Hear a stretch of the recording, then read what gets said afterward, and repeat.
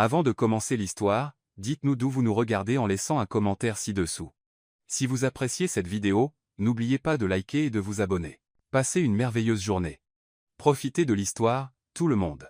La troisième assistante en 3 jours pleurait. Ce n'était pas un pleur discret. C'était le genre de sanglot bruyant, incontrôlable, qui résonnait à travers les halls de marbre de Carter Global, rebondissant contre les parois de verre du 35 étage comme une alarme émotionnelle. « Vous êtes licencié », dit Alexander Carter, sa voix aussi tranchante que le pli parfait de son costume à $3000. Son fauteuil roulant était parfaitement positionné derrière le bureau en acajou. Il n'avait pas besoin de se lever pour dominer une pièce. Ses yeux bleus glaciers faisaient tout le travail. Mais, Monsieur Carter, je n'ai demandé que 5 minutes pour aller aux toilettes, et cela en a pris 7. Il consulta sa Rolex. L'efficacité n'est pas négociable dans cette entreprise, mademoiselle Lawson. Les ressources humaines traiteront votre départ. Passez une bonne journée. La porte s'était à peine refermée que les murmures commencèrent. De l'autre côté de la vitre, les visages curieux se multiplièrent comme des lapins effrayés. Assistants, analystes, même l'équipe comptable avait abandonné ses tableurs pour assister à une nouvelle scène. 3 en 3 jours, murmura Ethan du département finance, en ajustant ses lunettes. C'est un record, même pour lui. Sophia n'avait tenu que 4 heures lundi, chuchota Lila du marketing, en feignant d'organiser des papiers. Il l'avait licenciée parce qu'elle avait dit bonjour avec trop d'enthousiasme. Victoria avait tenu jusqu'au déjeuner du mardi, ajouta Ryan, elle stagiaire, les yeux écarquillés. Elle avait apporté des sushis. Il déteste les sushis. Personne ne survit une semaine entière avec M. Carter. Conclut Lila en secouant la tête. Personne. Dans le bureau, Alexander tourna son fauteuil vers la grande fenêtre. Manhattan s'étendait à ses pieds comme un échiquier qu'il avait maîtrisé pendant des années. Depuis l'accident, non, il ne l'appelait pas un accident. Il l'appelait une contrariété, rien n'avait été pareil. Et s'il exigeait la perfection de tous ceux qui l'entouraient, eh bien, c'était le moins qu'il puisse faire quand son propre corps avait décidé de ne pas coopérer. La porte s'ouvrit sans frapper. Une seule personne au monde avait la permission de faire cela. Alexander James Carter. La voix était ferme, aristocratique, et portait des décennies d'autorité incontestable. Eleanor Carter entra dans la pièce de la même manière qu'elle le faisait toujours, comme si l'espace avait été construit spécifiquement pour sa présence. Cheveux argentés en un chignon impeccable, collier de perles, tailleur gris qui coûtait plus qu'une petite voiture. Mère, ne me maternez pas. Elle s'arrêta devant le bureau, les bras croisés. 3 assistantes, Alexander. 3 en 3 jours. Elles étaient incompétentes. Elles étaient des êtres humains avec une vessie et un goût pour la nourriture japonaise. Eleanor soupira, le genre de soupir qui portait 50 ans de gestion des hommes Carter obstinés. Vous êtes impossible.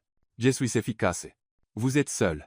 Le silence qui suivit fut aussi lourd que du béton. Alexander serra les accoudoirs de son fauteuil roulant, mais garda son expression neutre. Il avait pratiqué ce masque pendant des mois, des années, en fait. J'ai une entreprise à diriger. Vous avez une vie à vivre. Eleanor se pencha sur le bureau. Et maintenant, vous avez un rendez-vous avec moi. Nous allons prendre un café. J'ai une réunion du conseil d'administration dans 20 minutes, que j'ai reportée à 1 heure d'ici. Elle sourit, victorieuse. Votre assistante. Eh bien, votre ancienne assistante. L'a confirmé avant d'être renvoyée, Alexander ferma les yeux. Bien sûr qu'elle l'avait fait. Mère, ne discutez pas. Vous devez évacuer cette mauvaise humeur avant de rencontrer le conseil. Et j'ai besoin d'un cappuccino. Elle se dirigeait déjà vers la porte. Venez maintenant. Discuter avec Eleanor Carter était aussi productif que de discuter avec un ouragan. Alexander prit une profonde inspiration, déverrouilla son fauteuil et la suivit. Le café était au rez-de-chaussée du bâtiment, un espace moderne avec des suspensions minimalistes et des tables en bois clair.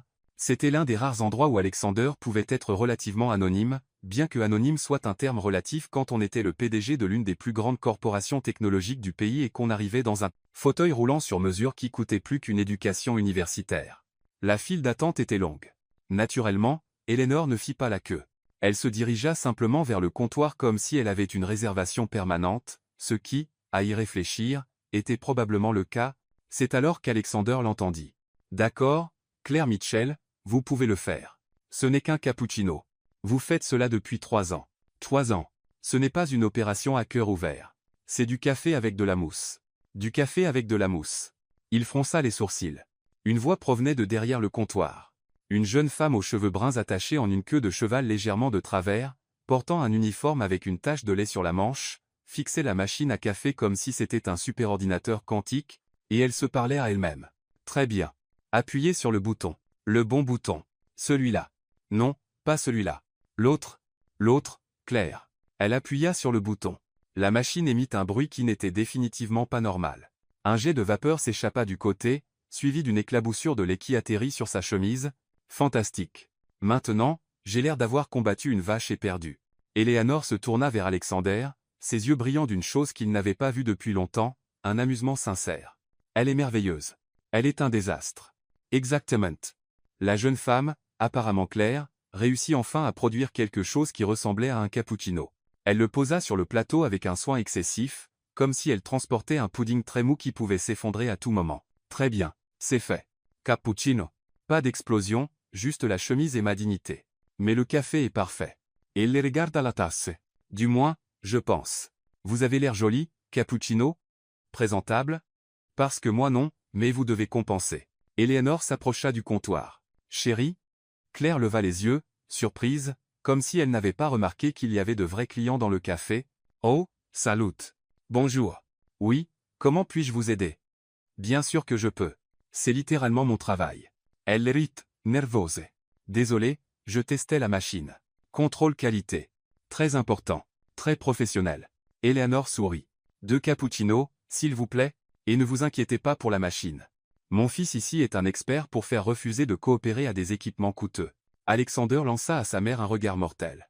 Claire cligna des yeux, regarda Alexander, et son visage devint légèrement rouge. Oh, vous vous êtes M. Carter, le PDG de tout le bâtiment qui me paie indirectement à travers plusieurs niveaux de hiérarchie, mais quand même. Elle prit une profonde inspiration. Très bien, Claire, arrêtez de parler. Faites le café. Impressionnez le milliardaire. Ne renversez rien sur lui. Alexander haussa un sourcil. Elle se parlait vraiment à elle-même à voix haute tout le temps. 2 cappuccinos, répéta-t-elle en se tournant rapidement vers la machine. Trop simple. Facile. Vous pouvez le faire. Eleanor se pencha vers Alexander et chuchota. Je la veux? Quoi? Comme votre assistante. Alexander manqua de s'étouffer. Vous plaisantez. Je suis complètement sérieuse. Eleanor observa Claire avec la même expression qu'elle utilisait quand elle trouvait une antiquité rare aux enchères. Elle est parfaite. Elle parle aux machines à café, et vous parlez au tableur Excel à 3 heures du matin. Nous avons tous nos manies. Avant qu'Alexander ne puisse répondre. Claire se retourna avec 2 cappuccinos parfaitement réalisés, la mousse formant de petits cœurs. Les voici. 2 cappuccinos. Pas de victimes. Aujourd'hui était une bonne journée. Eleanor prit les tasses, entendit une à Alexander, puis fit quelque chose de complètement inattendu. Elle sortit une carte de visite de son sac et la glissa sur le comptoir. Chérie, avez-vous déjà pensé à changer de carrière? Claire prit la carte, confuse. Je quoi? Ressources humaines, 12 étages. Dites-leur que Madame Carter vous envoie. Lundi, 9 heures. Ne soyez pas en retard. Et puis Eleanor sortit simplement, laissant Alexander figé dans son fauteuil et Claire fixant la carte comme si c'était une carte au trésor écrite en mandarin. Attendez, qu'est-ce qui vient de se passer? Claire regarda Alexander. Votre mère vient de m'offrir un emploi ici dans ce bâtiment? Le même bâtiment où vous avez licencié 3 personnes en 3 jours? Alexander ferma les yeux. Bienvenue dans mon cauchemar personnel, mademoiselle Mitchell. Et puis il sortit en roulant, en poussant le fauteuil plus fort que nécessaire. Derrière lui, Claire murmura. Très bien, c'était surréaliste. Complètement surréaliste. Devrais-je accepter? Devrais-je refuser? Vais-je d'être recruté par une reine du monde corporate alors que j'ai du lait sur ma chemise? Eleanor attendait dans le couloir, souriant comme le chat qui a mangé le canari. Elle est parfaite, Alexander. Elle est chaotique, mère. Elle est exactement ce dont vous avez besoin. Eleanor but une gorgée de cappuccino. Quelqu'un qui n'a pas peur de dire ce qu'elle pense, même si elle se le dit à elle-même. Alexander regarda sa mère, puis le café, puis de nouveau sa mère. Et pour la première fois depuis des mois, il ressentit quelque chose d'autre que la colère constante qu'il portait dans sa poitrine, la curiosité, qui était d'une certaine manière encore plus dangereuse.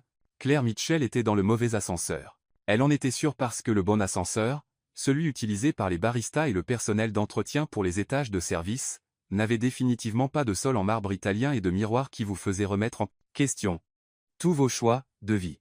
D'accord, Claire, vous avez appuyé sur le mauvais bouton, murmura-t-elle à son reflet, qui semblait tout aussi confus. Appuyez simplement de nouveau. Retournez au rez-de-chaussée. Faites comme si rien de tout cela n'était arrivé. Mais avant qu'elle ne puisse appuyer sur quoi que ce soit, les portes s'ouvrirent au 35 étage, et là se tenait une femme en tailleur bleu marine, tenant un presse-papier et un sourire, qui semblait conçu par un robot corporate. Claire Mitchell? Oui. Claire tenait le plateau vide qu'elle avait apporté du café. Au moins, Il pouvait servir de bouclier si les choses se compliquaient. Mais je pense qu'il y a une erreur. Je suis juste venu demander à propos de la chose que Madame Carter a mentionnée hier. Et parfait. Veuillez me suivre. La femme tourna sur ses talons hauts avec une précision militaire. Attendez, où allons-nous? À votre poste de travail, bien sûr. Claire cligna des yeux. Mon quoi maintenant? Mais la femme marchait déjà dans le couloir de verre et d'acier. Et Claire, parce qu'apparemment elle avait perdu tout contrôle de sa propre vie, la suivit. Le 35 étage était intimidant d'une manière qui faisait passer le café pour une cour de récréation. Tout était blanc, gris et chrome. Les gens en costume coûteux tapaient sur des ordinateurs qui valaient probablement plus que sa voiture. Personne ne souriait. Personne ne faisait eye contact. Cela ressemblait à entrer dans un épisode de science-fiction où des robots prétendaient avoir des vies corporates. Le voici. La femme s'arrêta devant un immense bureau en verre placé stratégiquement juste devant une porte imposante avec une plaque. Alexander Carter, PDG. Claire sentit son estomac chuter. Je suis désolé, mais pourquoi y a-t-il un bureau devant le bureau de M. Carter? Parce que c'est votre bureau. La femme sourit et lui tendit un badge d'identification. Bienvenue à Carter Global, Mademoiselle Mitchell. Je suis Jessica de SRH. Madame Carter a personnellement demandé votre processus d'embauche ce matin. Claire regarda le badge. Claire Mitchell, secrétaire exécutive, PDG. Ceci doit être une erreur. Pas d'erreur. Jessica lui tendit un dossier épais. Voici votre manuel de l'employé, mot de passe ordinateur, accès au calendrier de M. Carter, et oui elle prit un iPad sur le bureau, votre appareil de gestion. M. Carter a une réunion dans 15 minutes. Il préfère un café noir, sans sucre, dans une tasse en céramique blanche. Température entre 82 et 85 degrés Celsius. Claire cligna des yeux. Vous devez plaisanter. Carter Global ne plaisante pas sur la température du café. Jessica consulta sa montre. Bonne chance. Et puis elle partit simplement. Claire se tenait là, tenant le badge, l'iPad, le dossier, et ce qui restait de sa dignité. Des cordes. D'accord, Claire, respirez. Elle posa tout sur le bureau. Ceci c'est une sorte de test, n'est-ce pas? Comme ces émissions de télé où ils vous mettent dans des situations absurdes et filment votre réaction. Il doit y avoir des caméras. Elle regarda autour. Bonjour, équipe de production. Vous pouvez arrêter maintenant. Je signerai le formulaire de libération. Personne ne répondit parce que, bien sûr, il n'y avait pas de caméra, seulement la réalité absolument incroyable qu'Eleanor Carter avait d'une manière ou d'une autre transformé une barista qui parlait aux machines à café en secrétaire exécutif du PDG le plus craint de Manhattan. Très bien. Claire s'assit dans un fauteuil en cuir qui valait probablement plus que 3 mois de loyer. Agissez naturellement. Faites comme si vous saviez ce que vous faites. Qu'est-ce qu'une assistante fait même? Elle regarda l'ordinateur, puis le téléphone avec plus de boutons qu'un panneau de contrôle d'avion, puis la porte du bureau d'Alexander Carter, qui était fermée et irradiait une aura de entrée et vous êtes licencié? Peu, être que je devrais juste m'asseoir ici, tranquille, décorative. C'est une compétence, n'est-ce pas? À ce moment, la porte s'ouvrit. Alexander Carter apparut dans son fauteuil roulant, portant un costume gris anthracite et une expression qui pouvait geler le soleil. Ses yeux rencontrèrent ceux de Claire. Il s'arrêta pendant 3 secondes complètes. Personne ne dit un mot. Puis Alexander soupira, le genre de soupir qui portait le poids de 1000 décisions discutables, et tourna le fauteuil roulant de retour dans le bureau. Entres. Ce n'était pas une demande. Claire se leva si vite qu'elle manqua de faire tomber l'iPad. Oui, bien sûr. Yentre. Elle trébucha sur sa propre jambe, se rattrapa, et franchit la porte comme une bébé girafe apprenant à marcher. Le bureau d'Alexander était exactement ce à quoi elle s'attendait. Minimaliste, impeccable, et intimidant. Un mur entier de verre montrait Manhattan s'étendant jusqu'à l'horizon. Les prix et certificats étaient alignés avec une précision militaire. Pas de photos personnelles, pas de touche humaine. Alexander s'assit derrière le bureau, les doigts entrelacés, la regardant avec la même expression qu'un scientifique utiliserait pour étudier une nouvelle espèce d'insecte. Alors, dit-il, sa voix dangereusement calme. Vous êtes ma nouvelle assistante. Techniquement, apparemment, surprenamment, oui. Claire rit, nerveuse. Mais écoutez, je pense qu'il y a un énorme malentendu ici parce que je travaille au café, et je peux faire un cappuccino merveilleux, mais je ne sais rien sur elle gesticula vaguement, ce que font les exécutifs. Ma mère vous a embauché. Votre mère est effrayante. Les sourcils d'Alexander se levèrent d'1 millimètre. Ripetastala. Je veux dire Claire se corrigea rapidement, votre mère est incroyable, puissante, inspirante, une reine. Vraiment, elle a une énergie de reine. J'ai un peu envie qu'elle m'adopte, mais j'ai aussi peur de la décevoir, ce qui est confus parce que je l'ai rencontrée, genre, hier. Mais, Mademoiselle Mitchell Claire ferma la bouche. Alexander se recula dans son fauteuil, ses yeux examinant chaque centimètre d'elle. Avez-vous de l'expérience administrative? Non. Formation en affaires? J'ai un diplôme en littérature, ce qui signifie essentiellement que je peux discuter de Shakespeare en servant du café. Référence professionnelle? Mon manager au café a dit que je suis ponctuel la plupart du temps quand je ne rate pas le métro. Alexander resta silencieux pendant un moment qui sembla une éternité. Puis il prit le téléphone. Pourriez-vous appeler ma mère, s'il vous plaît? Claire sentit la panique monter. Écoutez, M. Carter, je comprends que vous soyez contrarié, mais votre mère a été très gentille, et j'ai vraiment besoin de cet emploi parce que mon appartement a une fuite, et mon chat a besoin de vaccins. Et vous avez un chat? Oui. Il s'appelle Sir Pose. Il est orange et juge toutes mes décisions de vie. Quelque chose de très petit, si petit que Claire manqua presque, passa dans les yeux d'Alexander. Intérêt, amusement, confusion sur pourquoi il n'avait pas simplement appelé la sécurité. Avant qu'il ne puisse répondre, le téléphone sonna. Alexander, Kerr. La voix d'Eleanor passa en haut-parleur. Comment va ma nouvelle recrue préférée? Mère, nous devons parler de comment elle est parfaite. Je suis complètement d'accord. Transférez-la à mon bureau, où je le ferai. Elle n'a aucune expérience. Les trois autres n'avaient pas de défauts intéressants, et regardez comment cela s'est terminé. Elle se parle à elle-même, et vous parlez au tableur. Au moins ses commentaires sont humoristiques. Claire voulait fondre dans le sol et disparaître. Alexander ferma les yeux, clairement en lutte interne. Quand il les rouvrit, il y avait quelque chose de nouveau, pas d'acceptation, pas de bonheur, mais de la résignation avec une touche de disbelief curieuse. Très bien. Il raccrocha et regarda Claire. Vous restez. Je reste? Sous une condition. Il se pencha en avant. Je vais faire de cette semaine la plus dure de votre vie. Vous voudrez démissionner. Vous supplierez de retourner au café. Et quand cela arrivera, et cela arrivera, vous admettrez que ma mère avait tort. Claire déglutit difficilement. C'est comme un défi. C'est une prédiction. Ils se regardèrent pendant un moment tendu. Puis Claire, pour des raisons qu'elle ne comprenait pas pleinement, sourit. J'accepte. Alexander cligna des yeux. Quoi? J'accepte votre défi. On y semaine. Voyons qui abandonne en premier, vous pour gérer moi, ou moi pour survivre à vous. Et à ce moment, Alexander Carter réalisa deux choses. D'abord, sa mère était bien plus manipulatrice qu'il ne l'avait imaginé. Deuxièmement, il venait de faire le pire pari de sa vie. Votre première tâche, dit-il en pointant la porte, est d'organiser mon calendrier pour les 3 prochains jours. Pas de conflit, pas d'erreur, pas de questions. Claire hocha la tête, tourna avec une confiance exagérée, et manqua de marcher dans la porte en verre. Je savais qu'elle était là. Test de réflexe. Nous avons passé. Quand elle partit enfin, Alexander leva les yeux au plafond et murmura. Qu'est-ce que j'ai fait pour mériter cela? Dehors, Claire s'assit au bureau, ouvrit l'iPad, regarda l'écran rempli de rendez-vous codés par couleurs qui ressemblaient à des hiéroglyphes, et chuchota. Très bien, Sir Pose. Si je ne reviens jamais, vous héritez de ma collection de tasses.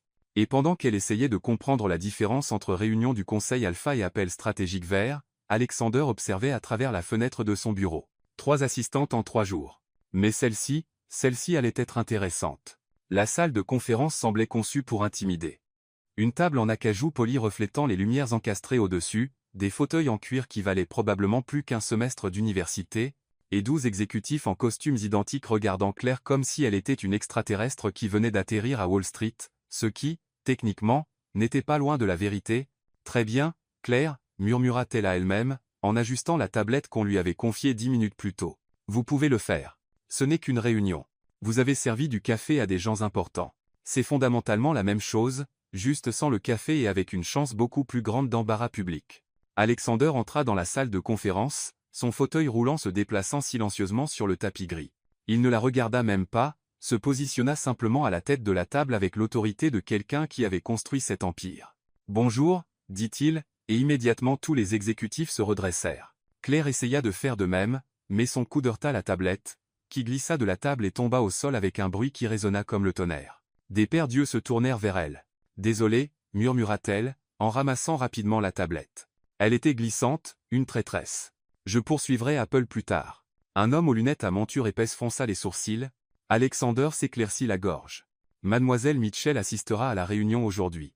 Veuillez procéder avec les rapports. » Un par un, les exécutifs commencèrent leur présentation, chiffres, graphiques, projections de croissance qui faisaient tourner la tête de Claire. Elle essaya de prendre des notes, mais la moitié du temps elle ne comprenait pas le langage corporate. Le Q4 a montré une croissance de 23% dans le segment B2B, dit un homme chauve du finance. C'est bien? murmura Claire à elle-même. Ça sonne bien. 23, un hombre solide. L'homme s'arrêta, la regardant. Je suis désolé. Je confirmais juste mentalement. Veuillez continuer. Alexander pressa deux doigts contre sa tempe comme si un mal de tête se formait en temps réel. Puis elle entra. Laura Vance n'entrait pas. Elle faisait une entrée. Cheveux blonds parfaitement coiffés tombant en vagues sur ses épaules, une robe noire ajustée qui exprimait pouvoir et argent, des talons qui faisaient un bruit sec à chaque pas. Elle était tout ce que Claire n'était pas, polie, confiante, et absolument appartenant à ce monde. Désolée d'être en retard, dit Laura avec un sourire qui n'atteignait pas ses yeux. Elle s'assit à côté d'Alexander, posant une main sur le bras de son fauteuil avec une familiarité pratiquée. Alexander, cher, nous devons discuter de la campagne de lancement du 3e trimestre. Cher. Claire sentit quelque chose d'étrange dans son estomac, comme si elle avait mangé un sandwich périmé, ou de la jalousie. Mais évidemment, ce n'était pas de la jalousie parce qu'elle connaissait Alexander depuis littéralement un jour et demi. Laura, ce n'est pas le moment, dit Alexander, en éloignant doucement son bras du fauteuil. Il y a toujours du temps pour la stratégie, Alexander. Laura regarda enfin Claire, ses yeux faisant un scan rapide et clairement jugeant. Et qui est-ce? Claire Mitchell, nouvelle assistante exécutive, répondit Alexander sans émotion. Assistante. Laura sourit, mais ce n'était pas un sourire gentil. Comme c'est intéressant. Où travailliez-vous avant, Claire? Au café, répondit Claire avant de réfléchir. Silence complète. Au rez-de-chaussée, ajouta-t-elle, comme si cela améliorait la situation, je faisais un excellent cappuccino. J'ai été employé du mois 2 fois. J'ai un certificat. L'homme aux lunettes toussa, dissimulant ce qui était définitivement un rire. Laura haussa un sourcil parfaitement formé. Fascinante. Alexander a toujours eu un goût éclectique en matière d'embauche. C'était le choix de ma mère, coupa Alexander, et quelque chose dans son ton indiqua clairement que le sujet était clos. La réunion continua, mais Claire pouvait sentir les yeux de Laura sur elle comme des lasers. Quand ils arrivèrent au rapport de design, quelqu'un projeta des images d'un nouveau produit sur l'écran. Alexander se pencha en avant, les étudiant avec intensité, et Claire, sans s'en rendre compte, murmura, « Il ressemble à un pingouin millionnaire dans un costume coûteux. » Le silence qui suivit fut écrasant. 12 têtes se tournèrent en même temps. Alexander se figea, ses doigts encore au-dessus de la tablette. Claire sentit le sang quitter son visage. Je l'ai dit à voix haute. Personne ne répondit, mais leurs expressions confirmèrent que oui, elle l'avait absolument dit à voix haute. Ce n'est pas que les pingouins sont mauvais, se dépêcha-t-elle d'expliquer. Les pingouins sont élégants, sophistiqués, et le costume est magnifique, très cher, probablement italien ou français ou d'un endroit qui fait très bien les costumes. L'homme aux lunettes se mordait la lèvre fort. La femme du marketing avait la main couvrant sa bouche. Laura regardait Claire comme si elle était un insecte particulièrement irritant qui devait être écrasé. Alexander, cependant, fit quelque chose d'inattendu. Il tourna légèrement le visage, et Claire vit, juste une seconde, le coin de sa bouche tremblait. Il essayait de ne pas rire. « Mademoiselle Mitchell, dit-il, sa voix contrôlée mais avec quelque chose de différent dans le ton. Peut-être devriez-vous prendre des notes silencieuses. Oui, silencieuses. Définitivement complètement silencieuses.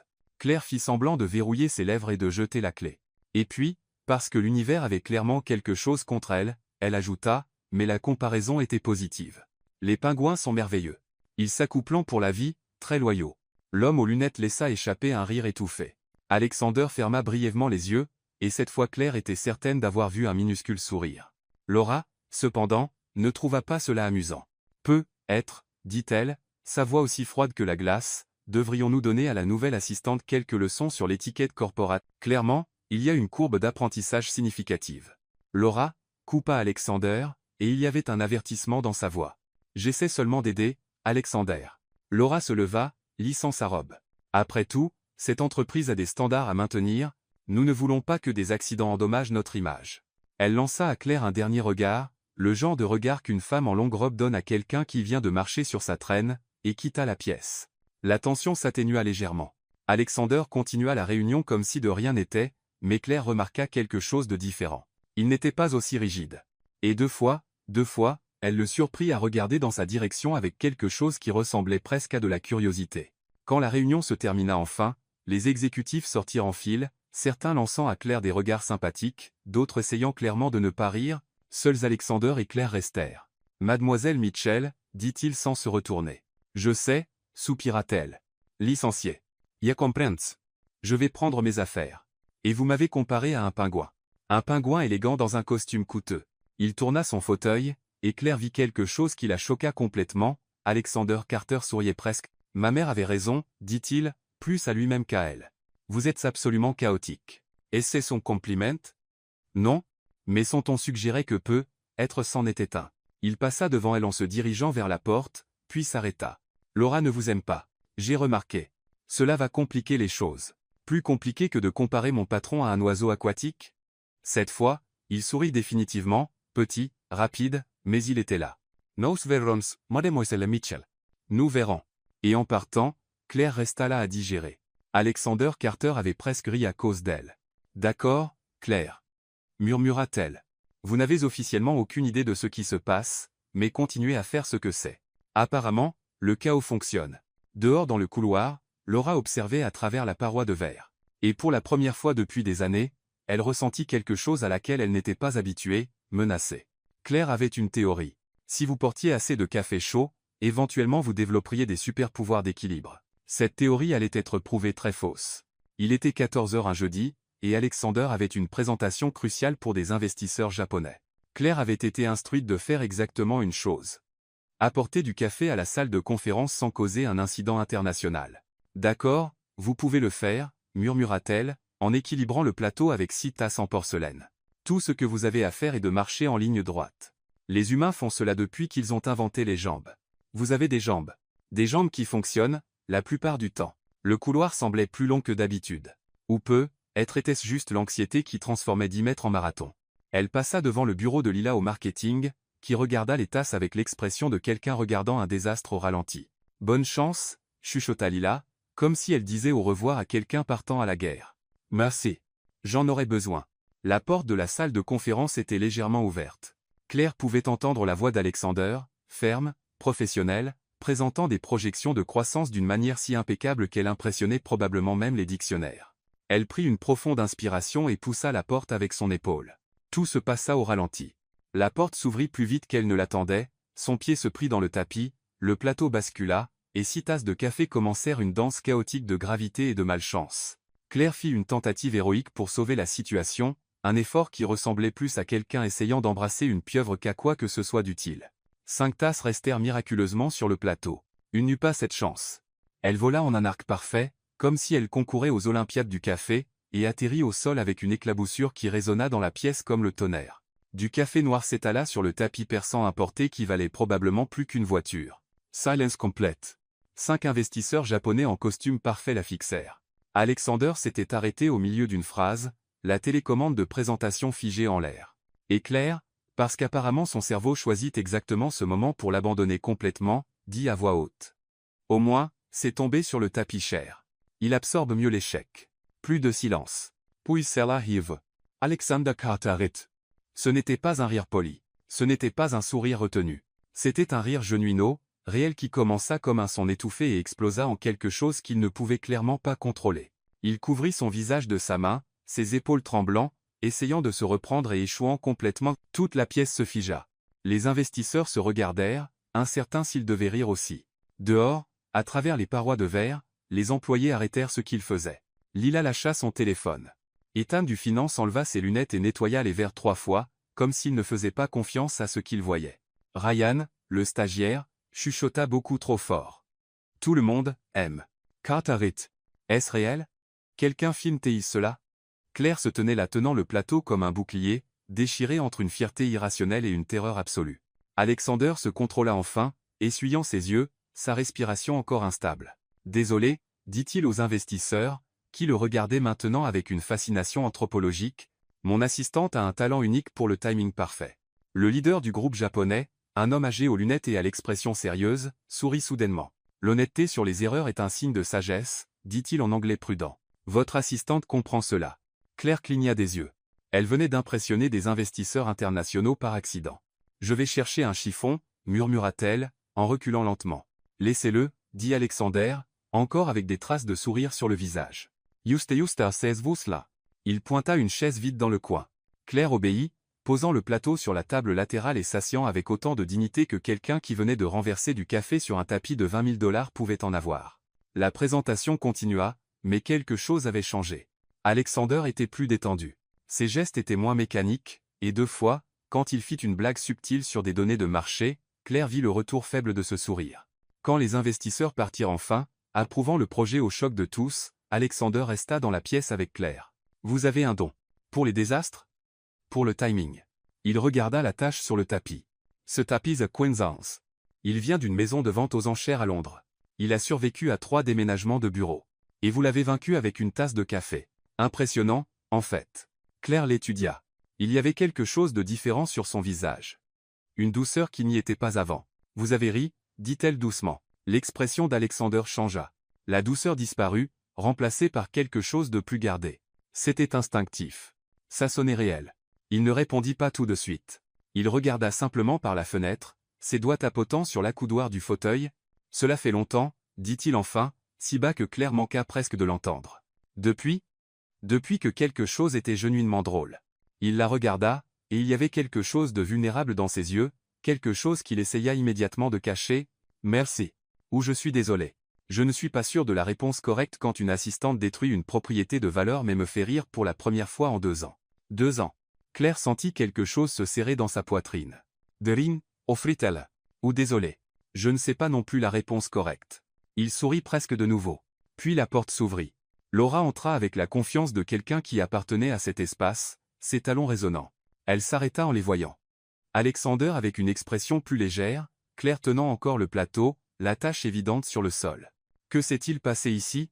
Demanda-t-elle, mais son ton indiquait clairement qu'elle ne demandait pas vraiment pour le café. Petit accident, dit Alexander, revenant déjà à son ton professionnel. Je l'ai vu de mon bureau. Laura regarda Claire avec quelque chose de dangereux dans les yeux. J'ai aussi vu que vous riez. Ce n'était pas un commentaire casual. C'était une accusation. Alexander Sheridit. La réunion a été un succès. Les investisseurs ont approuvé. Bien. Laura s'approcha, posant un dossier sur la table. Nous devons discuter de la campagne de Mark Searles. C'était un ordre déguisé en demande. Claire se leva. Je m'occuperai du nettoyage. Elle partit rapidement, mais pas avant de voir Laura se tourner vers Alexander avec une expression qui mélangeait possession et quelque chose de plus sombre. Dehors, le buzz était écrasant. Il a ri, disait Lila à un groupe de 5 personnes. Avez-vous vu cela? Il a vraiment ri. Première fois depuis combien de temps?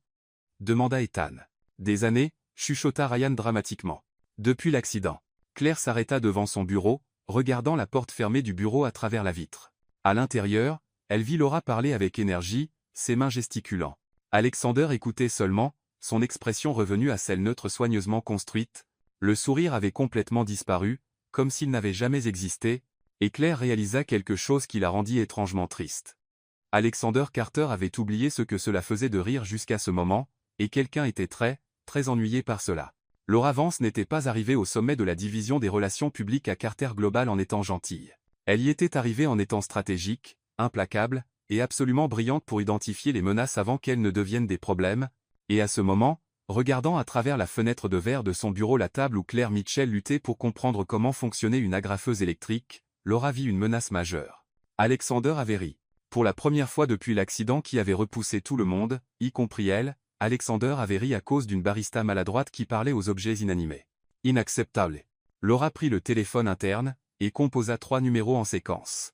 15 minutes plus tard, elle était assise dans la salle de réunion du conseil avec 3 des directeurs les plus influents de l'entreprise. Elle est une distraction, dit Laura, en posant un dossier sur la table. En 3 jours, elle a causé 2 incidents publics, retardé une réunion importante, et détruit un tapis persan inestimable. Robert Kane, le directeur financier, fronça les sourcils. Eleanor Carter l'a personnellement embauchée. Avec tout le respect pour Madame Carter, dit Laura avec un sourire diplomatique, une mère et un PDG ont des priorités différentes. Eleanor voit du potentiel. Nous voyons la responsabilité corporate. Mademoiselle Mitchell n'a aucune qualification, aucune expérience, et crée un environnement de travail instable. Instable? Comment? Demanda Pamela Ruiz, directrice des opérations. Laura se pencha avant. Alexander est différent, plus distrait. Elle le fait rire au milieu des présentations. Cela affecte son image de leadership. Les investisseurs ont besoin de stabilité, pas de divertissement. Ce n'était pas complètement un mensonge, mais ce n'était pas complètement la vérité non plus. Et Laura était une experte pour utiliser des versions stratégiques de la réalité. Que suggérez-vous? Demanda Robert. Un transfert, peut être dans un autre département, ou la remettre à son poste précédent, quelque chose qui minimise le contact direct avec le PDG. Les directeurs échangèrent des regards. Nous surveillerons la situation, dit enfin Pamela. Mais vous soulevez des points valides, Laura. C'était tout ce dont elle avait besoin. Claire avait une sérieuse dispute avec l'ascenseur. Écoutez, dit-elle aux portes en acier poli, je sais que vous ne m'aimez pas. C'est bien. Je ne vous aime pas non plus. Vous êtes claustrophobe et faites ce bruit étrange au 12e étage qui sonne comme si vous me jugiez. La porte resta fermée. Elle appuya de nouveau sur le bouton. S'il vous plaît, je dois livrer ces documents au 23 étage. Si je prends les escaliers, j'arriverai quand il fera nuit. L'ascenseur continua sa grève silencieuse. Gros problème, boîte en métal, marmonna Claire. Vous n'êtes même pas si spécial. Je parie que vous n'avez même pas de Wi-Fi décent. Les portes s'ouvrirent enfin, et à l'intérieur se trouvait Alexander Carter, la regardant avec un mélange d'amusement et de résignation. Vous vous disputiez avec l'ascenseur. Claire se figea, son visage immédiatement rouge. Je testais l'acoustique, pour des raisons de sécurité. Très important. Raisons de sécurité? Absolument. Elle entra, se pressant contre la paroi opposée comme si cela la rendait invisible. Et vous n'avez rien entendu. Audition sélective, grande compétence exécutive. Les portes se fermèrent. Le silence était si épais que Claire pouvait entendre son propre battement de cœur. 23 étages? Demanda Alexander. Oui. Il appuya sur le bouton. L'ascenseur commença à monter, et Claire pria silencieusement pour un trajet rapide. Bien sûr, l'univers avait d'autres plans. L'ascenseur s'arrêta brusquement entre le 14e et le 15e étage. Les lumières clignotèrent. Non, chuchota Claire. Non, non, non, non. Ascenseur, nous commencions à nous entendre. Ne faites pas cela. Alexander prit le téléphone interne. Ichi Carter. Nous sommes coincés dans l'ascenseur 3. Une voix crépitante, répondit, maintenant sans route, M. Carter. 5 à 10 minutes. Il raccrocha. Claire leva les yeux au plafond, les bras croisés. Je le savais. Vous êtes rancunier. Elle pointa les boutons. C'est parce que je vous ai appelé boîte en métal. C'est ça? Trop sensible pour la technologie moderne. Alexander observa avec une fascination Claire. Vous parlez vraiment à tout. Seulement quand je suis nerveuse ou ennuyée ou éveillée. Elle se tourna vers lui. Je suis désolé. Je sais que vous essayez de m'éviter. Il fronça les sourcils. Quoi? Les 2 derniers jours, vous quittez les pièces quand j'entre. Vous annulez les réunions où je serai présente. Vous demandez à d'autres personnes de me donner des instructions. Claire haussa les épaules. Vous n'avez pas besoin d'être subtil. Si vous voulez que je parte, dites-le simplement. Alexander resta silencieux pendant un long moment. Je n'essaie pas de vous éviter. Alors vous faites un mauvais travail en prétendant que je n'existe pas. Il s'arrêta, clairement mal à l'aise. Laura a fait des commentaires sur votre adéquation au poste. Claire sentit quelque chose se serrer dans sa poitrine. Oh, je vois. Et elle n'a pas entièrement tort. Vous n'avez aucune expérience. Vous êtes chaotique. Merci pour l'honnêteté brutale. Mais continua-t-elle, et il y avait quelque chose de différent dans sa voix, ma mère a rarement tort sur les gens. Et vous, vous êtes différente. Différente de manière mauvaise ou bonne? Alexander la regarda directement. Je décide encore. L'ascenseur choisit ce moment pour trembler légèrement. Claire s'accrocha à son fauteuil roulant. Très bien. Maintenant, c'est juste dramatique. Vous avez peur des ascenseurs. J'ai peur des boîtes en métal suspendues par des câbles au-dessus de 30 étages de chute libre. Oui, c'est appelé instinct de survie. C'est appelé anxiété. Alexander se surprit à laisser échapper quelque chose qui ressemblait presque à un rire tranquille. Avez-vous toujours été comme cela? Comme quoi? Dire tout ce que vous pensez. Claire réfléchit à la question. Ma mère disait que je suis entré dans le monde en narrant déjà. L'infirmière a demandé si j'allais bien, et apparemment j'ai répondu. Tout va bien ici. Je traite juste le trauma existentiel de quitter un endroit chaud et confortable. J'avais 20 secondes. Cette fois Alexander rit vraiment. C'était doux, presque réticent, mais c'était réel. Vous avez inventé cela. Peut-être. Claire sourit. Mais cela vous a fait rire, donc ça valait le coup. L'ascenseur trembla de nouveau, et les lumières clignotèrent avant de se stabiliser. Alexander la regarda avec une expression qu'elle ne pouvait pas lire. Pourquoi faites-vous cela? Inventer des histoires? Essayez de me faire rire. Claire devint sérieuse. Parce que vous semblez comme quelqu'un qui a oublié comment, et c'est triste. Elle s'appuya contre la paroi. Et parce que quand vous riez, tout votre visage change. Vous avez l'air humain, pas le PDG intimidant, juste Alexander. Son nom sonnait différemment venant d'elle, plus doux, plus sincère. Il regarda ses mains, doigts entrelacés. Laura a dit que je suis différent quand vous êtes là. Et c'est mauvais? Elle pense que c'est une distraction. Et vous? Qu'en pensez-vous? Alexander leva les yeux, et il y avait quelque chose de vulnérable là, quelque chose qu'il montrait rarement. Je pense il s'arrêta. Je pense que cela ne me dérangeait pas d'être distrait jusqu'à ce que quelqu'un le pointe. L'ascenseur revint enfin à la vie avec un sursaut. Les portes s'ouvrirent au 15e étage, où 2 techniciens de maintenance attendaient avec des outils. « Désolé pour le retard, M. Carter », dit l'un d'eux. Alexander hocha simplement la tête et partit, Claire le suivant. Mais avant d'entrer dans le prochain ascenseur, il se tourna. « Mademoiselle Mitchell. »« Oui. Continuez à être vous, peu importe ce que Laura ou quiconque dit. » Et puis il entra dans l'ascenseur, laissant Claire debout là à digérer. « Très bien, Claire, » murmura-t-elle. « Qu'est-ce qui vient de se passer? Il a basically dit qu'il veut que vous restiez, ou est-ce que vous lisez trop? » Probablement trop. Définitivement trop. Mais quand elle entra enfin dans le prochain ascenseur, elle souriait. Et elle ne vit pas Laura observant de loin, téléphone en main, yeux froids comme la glace. La guerre ne faisait que commencer. Claire n'était pas censée être là. Il était 20h15. Le bâtiment était presque vide, et elle ne devrait définitivement pas errer seule au 35 étage vide la nuit, mais elle avait oublié un dossier dans le bureau d'Alexander. Et techniquement, elle était encore une employée, donc techniquement ce n'était pas une intrusion. Techniquement. Très bien, Claire, murmura-t-elle, en marchant dans le couloir tranquille. Prenez le dossier. Partez vite. Personne n'a besoin de savoir que vous êtes encore ici après les heures comme une espionne corporate amateur. Le couloir du 35 étage semblait différent la nuit. Pas de bavardage d'employés, pas de téléphone sonnant, seulement le bourdonnement bas de la climatisation et ses propres pas doux sur le tapis. Elle avait traversé cette zone privée des dizaines de fois pendant la journée, mais elle n'avait jamais vu cette porte au bout ouverte. Elle était presque au bureau d'Alexander quand elle l'entendit, des sons, respiration lourde, un son étouffé d'effort, et de la musique, quelque chose d'instrumental et motivant qui sonnait comme une bande-son de film dramatique. Claire s'arrêta. Les sons venaient de la porte au bout du couloir, une porte qu'elle n'avait jamais vue ouverte. La curiosité avait toujours été sa faiblesse. Juste un coup d'œil rapide, chuchota-t-elle. Rapide, scientifique, complètement approprié. Elle s'approcha lentement, et à travers la petite fenêtre en verre dépoli de la porte, elle vit des lumières allumées.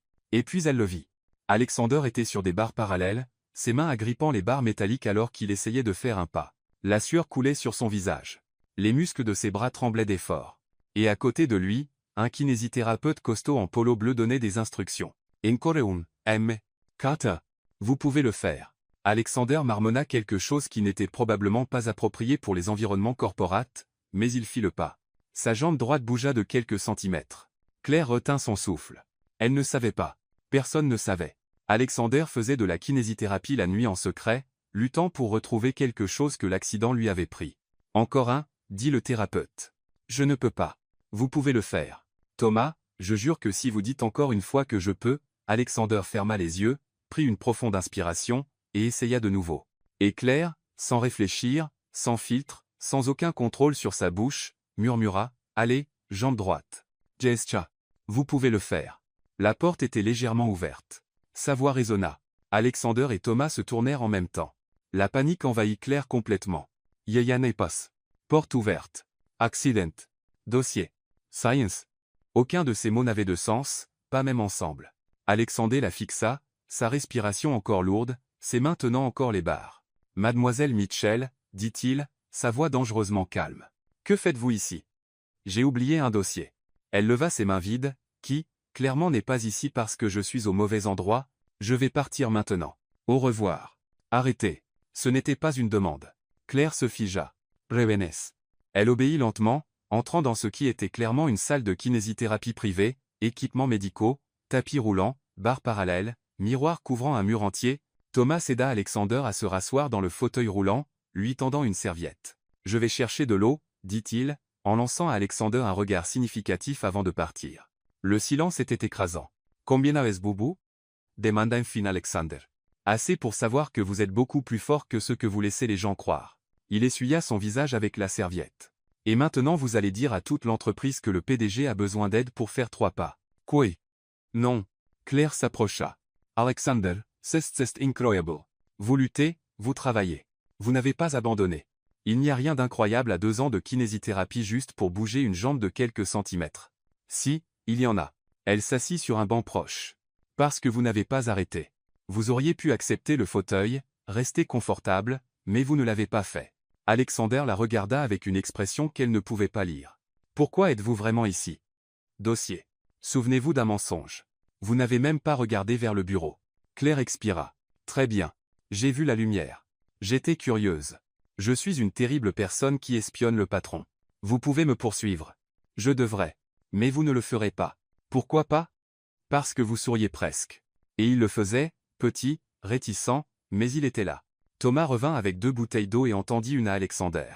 Avons-nous fini pour aujourd'hui? Demanda-t-il. Alexander regarda Claire, puis Thomas. Encore une série. Monsieur encore une, Thomas. Le thérapeute soupira mais aida Alexander à retourner au bar parallèle, et Claire, parce qu'apparemment elle avait complètement perdu sa capacité à utiliser un bon jugement, dit « Avez-vous besoin d'encouragement » Alexander s'arrêta. Quels encouragements? Encouragement, ces cris motivants que vous entendez dans les films de sport. Je peux faire cela. Absolument pas. Alexander. Elle cria, l'ignorant entièrement. Vous pouvez le faire, jambe droite. Vous avez l'air merveilleux aujourd'hui. Fauteuil, ne l'embarrassez pas maintenant. Thomas laissa échapper un rire court. Alexander leva les yeux au plafond, clairement questionnant chaque décision de vie qu'il avait prise. Mademoiselle Mitchell. Oui. Mouvement, petit, mais qualité plutôt que quantité. Claire se tenait maintenant, gesticulant dramatiquement. Jambe gauche, ne soyez pas jalouse. Votre moment viendra. Je vous déteste, murmura Alexander. Mais il y avait un sourire sur ses lèvres. Ce n'est pas vrai. Vous appréciez cela. Thomas, sourit-il? Cela compte-t-il comme une double victoire? Définitivement, confirma Thomas, clairement amusé. Alexander fit un autre pas, puis un autre. Et quand il s'arrêta enfin, sa respiration lourde mais ses yeux brillants de quelque chose qui ressemblait à de la fierté, Claire applaudit comme s'il venait de gagner une médaille olympique. Champion. Quelqu'un joue Eye of the Tiger. Cet homme est une légende. Alexander rit, un rire réel, fort, et le son remplit la pièce comme de la lumière. Quand Thomas l'aida enfin à retourner dans le fauteuil, Alexander regarda Claire avec une expression qu'elle n'avait pas vue avant, gratitude. Merci, dit-il doucement. Pour crier des choses embarrassantes.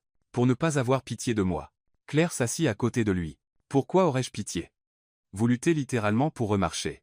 Ce n'est pas triste. C'est héroïque. Personne d'autre ne le voit comme cela. Alors personne d'autre ne fait attention. Thomas rangeait l'équipement, faisant semblant de ne pas écouter, mais Claire vit le petit sourire. Alexander resta silencieux un moment. Venez demain, dit-il soudainement. Quoi? À 20h, session de kinésithérapie. Il la regarda droit. Si vous allez découvrir mes secrets, vous pouvez au moins être utile comme, comment l'avez-vous appelé? Encouragement. Claire cligna des yeux. Vous m'invitez à regarder votre kinésithérapie. Je le regrette déjà. J'apporterai des pom-poms. S'il vous plaît, n'apportez pas de pom-poms.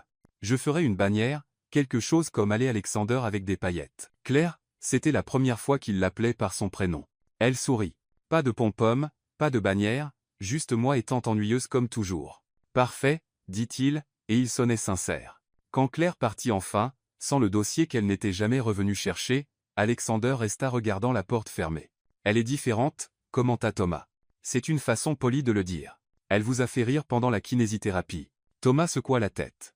En 2 ans, personne n'a réussi à faire cela. Alexander ne répondit pas, mais cette nuit-là, pour la première fois depuis longtemps, il quitta la session en souriant. Et pour la première fois, il ne se sentait pas seul dans la lutte. La robe était un problème, pas parce qu'elle était laide. En fait, elle était magnifique. Un bleu marine élégant qu'Eleanor Carter avait personnellement envoyé à l'appartement de Claire avec une note. Portez cela. Ne discutez pas. Il sait.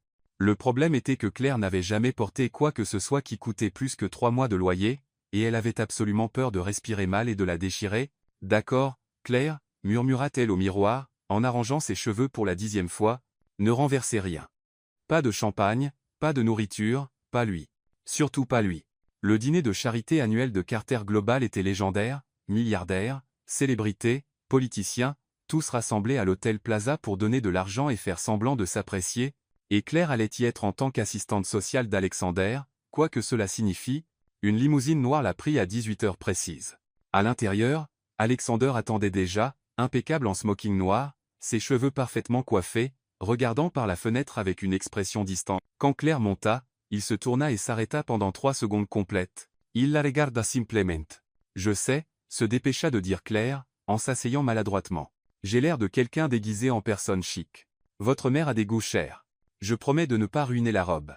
Vous êtes belle, dit Alexander, et il sonnait surpris par ses propres mots. Claire sentit son visage chauffer. Merci. Vous avez l'air. Vous savez, aussi, avec le smoking, très James Bond. Moins d'explosions, plus de tableurs, mais quand même il sourit, ce petit sourire qu'elle commençait à reconnaître. La limousine glissa dans les rues de Manhattan, et Claire essaya de ne pas ressembler à une touriste fascinée regardant par la fenêtre. Nerveuse? Demanda Alexander. Terrifié. Je serai entouré de gens qui ont probablement plus d'argent dans leur portefeuille que ce que je gagne en un an. Et je dois faire semblant de savoir utiliser les couverts formels du dîner. Combien de fourchettes faut-il pour manger une salade? 4. 7. 3. Voyez? Je me trompe déjà. Claire, dit-il, et il y avait quelque chose de doux dans sa voix. Vous irez bien. Soyez juste vous-même. C'est soit réconfortant, soit effrayant. Je ne suis pas sûr. Quand ils arrivèrent au plaza, une vague de flash s'alluma, photographes s'appelant des noms, reporters agitant des micros. Est-ce normal? Chuchota Claire alors qu'Alexander sortait de la limousine. Malheureusement. Il tendit la main. Claire la regarda, puis lui. Vous voulez que je vous aide à sortir? Je veux que vous entriez avec moi comme ma compagne. Mais vous êtes en fauteuil roulant. J'ai remarqué. Donc techniquement, je devrais vous pousser. S'il vous plaît, ne me poussez pas. Ces fauteuils coûtent 20 000 $. 20 000? Claire manqua de crier. Pour un fauteuil? A-t-il un GPS? Fait-il du café? Alexander rit, et plusieurs photographes capturèrent le moment. À l'intérieur, la salle de bal était décorée comme quelque chose sorti d'un conte de fées millionnaire, lustre en cristal, table avec nappe en soie blanche, arrangements, floraux, qui valaient probablement plus qu'une voiture d'occasion. Eleanor apparut immédiatement, stunning en robe de soirée argentée. Claire, chérie, vous êtes parfaite. Elle embrassa les deux joues de Claire. Alexander, fermez la bouche. Vous bavez. Mère, avertit Alexander. Juste des observations maternelles. Eleanor fit un clin d'œil à Claire. Amusez-vous. Et Alexander, souriez. Vous êtes photographié. Elle disparut dans un nuage de parfums chers et de confiance. La soirée commença relativement bien. Claire réussit à ne pas renverser de champagne, à ne pas trébucher, et à ne pas dire quoi que ce soit de terriblement embarrassant pendant 45 minutes. Puis elle vit Laura. Laura Vance entra dans la salle de bal comme une apparition vengeresse, portant une robe rouge qui ressemblait à du feu liquide. Chaque pas calculé pour un effet maximum, elle marcha droit vers Alexander. Alexander, chérie, vous êtes radieux. Son regard glissa vers Claire. Et vous avez apporté de la compagnie. Comme c'est inattendu. Laura, dit Alexander neutralement. Nous devons discuter du discours. Il y a quelques changements de dernière minute. Elle toucha son bras avec un sentiment de possession. En privé. Je vais bien ici, répondit Alexander. Laura sourit, mais il y avait de la glace dans ce sourire. Bien soit. Elle s'éloigna, mais Claire vit quelque chose dans ses yeux. Vengeance? Le dîner fut servi, 5 plats que Claire pouvait à peine identifier, encore moins manger correctement. Elle utilisa la mauvaise fourchette 2 fois, laissa tomber des miettes sur ses genoux, et appela accidentellement le caviar de poisson cher. Alexander trouva cela hilarant. Puis ce fut le moment du discours. Alexander fut annoncé, et toute la salle se tourna vers la petite scène au centre. Il fut positionné devant le micro, tenant des cartes de notes. Bonsoir, commença-t-il. Merci d'être le micro crépita, puis mourut complètement. Silence. Alexander le testa de nouveau. Rien. À travers la salle, Claire vit Laura ajuster quelque chose à une table de contrôle technique, un minuscule sourire sur les lèvres. Elle avait saboté le micro. Alexander essaya de continuer sans amplification, mais 400 personnes dans une grande salle de bal ne pouvaient pas l'entendre. Et Claire, sans réfléchir, sans planifier, se leva simplement. Il a dit, « Merci d'être ici », cria-t-elle depuis le fond de la salle. Toutes les têtes se tournèrent. Alexander la regarda, surpris. Claire désolée, dit-elle plus bas. « Y traduices justa. Continuez. » cria quelqu'un. Eleanor de sa table, hocha la tête encourageamment. Alexander regarda Claire, puis ses notes, et décida clairement de prendre le risque. Il parla, et Claire, que le ciel l'aide, le répéta fort. Cette fondation représente l'espoir, dit Alexander. Cette fondation représente l'espoir, et aussi beaucoup de votre argent, mais principalement l'espoir, ajouta Claire. Des rires se répandirent dans la salle. Alexander sourit presque. Ensemble nous pouvons faire une différence, continua-t-il.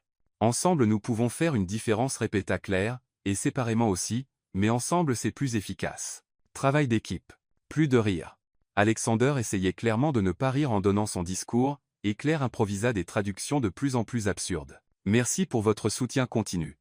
Merci pour votre soutien continu et pour vos dons, qui sont très généreux. Vos comptables apprécieront la déduction fiscale. Toute la salle riait maintenant, même Alexander. Quand il termina, les applaudissements furent tonitruants. Et pendant que tout le monde applaudissait, Claire vit Laura dans le coin, poings serrés, yeux brûlants. Alexander descendit de la scène et alla droit vers Claire. Vous avez sauvé mon discours. Techniquement, je l'ai ruiné, mais avec de bonnes intentions. Claire, dit-il. Sérieux maintenant? Merci. Personne d'autre n'aurait fait cela. Bien sûr qu'il l'aurait. Vous avez juste besoin de gens qui n'ont pas peur de paraître ridicules. Il tint sa main, bref, doux, mais le toucher envoya une surge d'électricité dans le bras de Claire. Vous n'avez jamais peur de paraître ridicule, dit-il. C'est mon super pouvoir. À travers la salle, Laura observait, et Claire réalisa quelque chose qui la fit déglutir difficilement, la guerre venait d'escalader. Le silence était écrasant. Alexandre le remarqua à 9h15 lundi matin quand il roula devant le bureau de Claire et n'entendit absolument rien. Pas de d'accord, Claire, vous pouvez le faire. Pas de allez, ordinateur, travaillez avec moi aujourd'hui. Pas de conversation unilatérale avec l'imprimante sur ses tendances autodestructrices, juste le silence. Claire était assise parfaitement droite, tapant avec une efficacité robotique, ses yeux fixés sur l'écran comme si elle était en concours de regard. Alexander s'arrêta. « Bonjour, mademoiselle Mitchell. »« Bonjour. M. Carter, » répondit-elle sans lever les yeux, formelle, froide, complètement différente. Il attendit.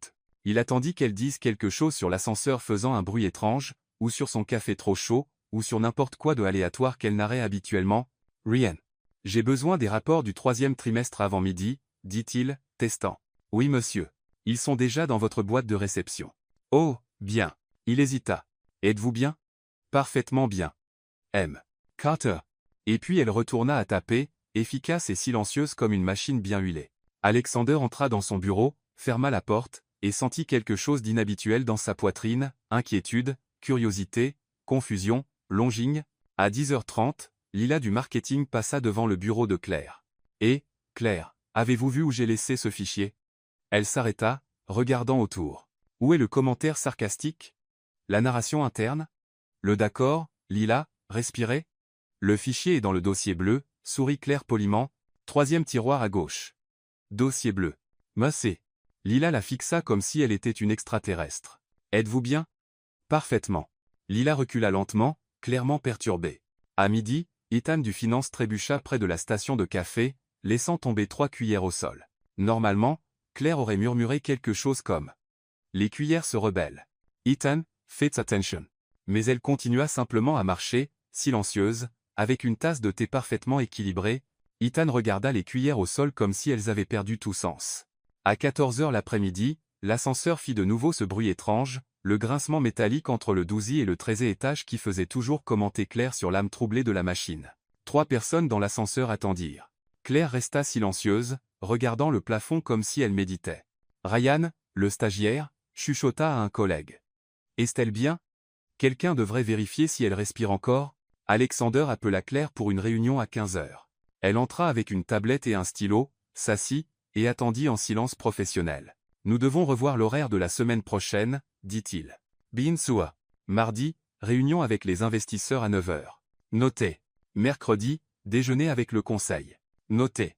Jeudi, présentation des résultats. Notez. Alexander s'arrêta.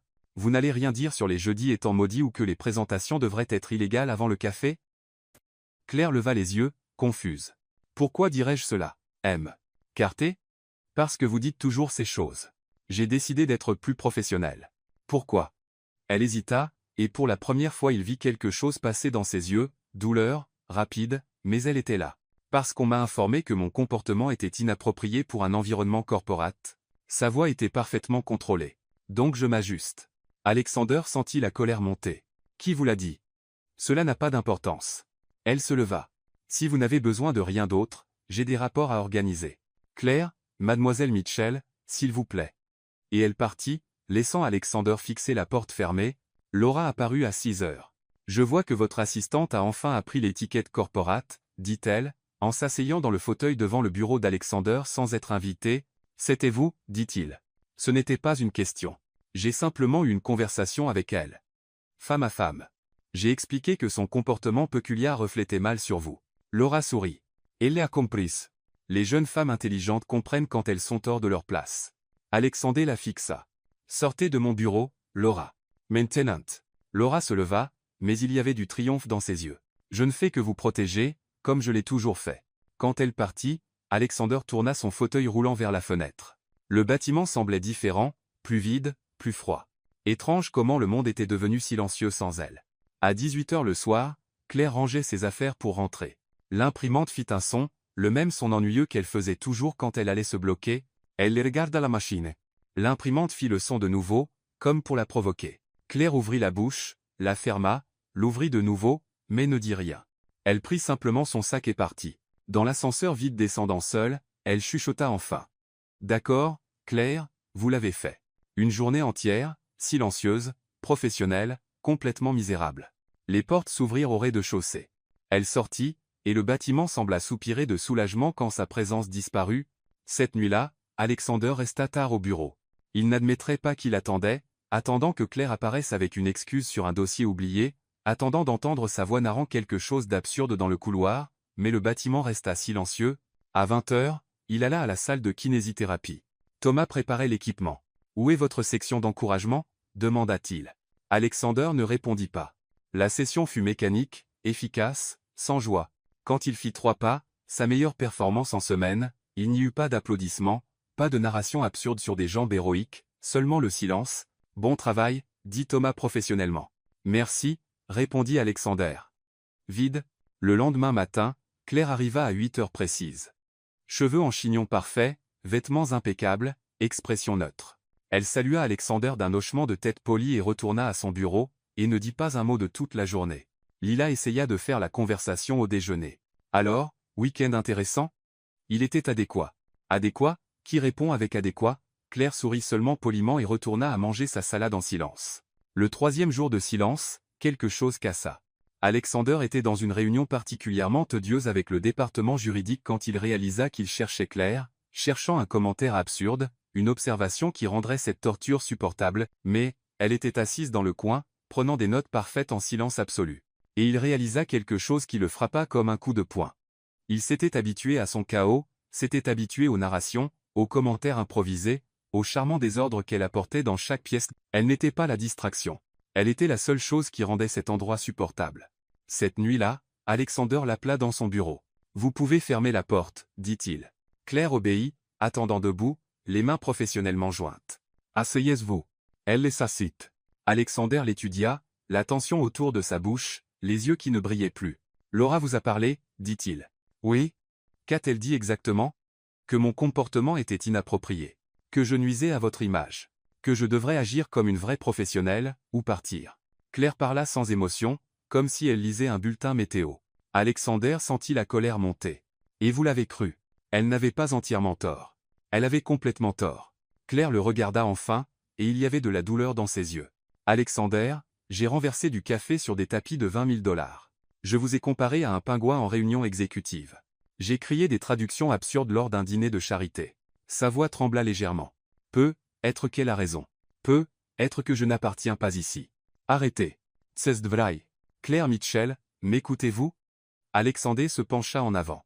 J'ai passé 2 ans dans ce bâtiment entouré de gens impeccables, efficaces, et complètement vides.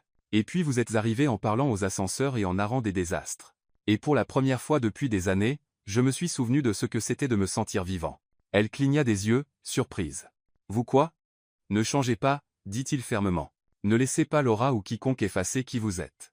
Des larmes se formèrent dans les yeux de Claire. Mais si je ne suis pas assez bonne? Vous êtes exactement assez bonne. Il s'arrêta. Vous êtes parfaite. Le silence qui suivit fut différent, lourd, plein de choses non dites. Puis Claire chuchota. Très bien, Claire, ne pleurez pas dans le bureau du PDG. Cela n'est définitivement pas professionnel. Et Alexander it. La convocation arriva par email à 10 h du matin. Sujet, réunion urgente, salle de conférence B, 10 h 30. 2. Laura Vance, directrice des relations publiques. Claire regarda l'écran, son estomac se nouant. Très bien, cela ne peut pas être bon, murmura-t-elle.